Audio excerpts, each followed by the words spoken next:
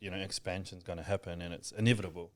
Because when we look back to, say, the property market, when our parents were buying houses, they were buying houses for like less than 50,000 outright. Whereas now, like, we're buying houses for millions.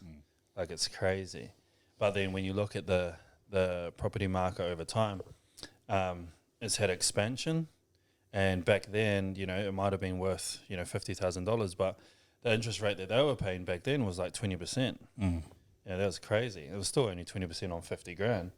But they had to pay that, and obviously they could afford that, but they found it hard back then as well because there wasn't much money to be made, and it's the same sort of stuff. So there was expansion then, which obviously in the market creates that higher high.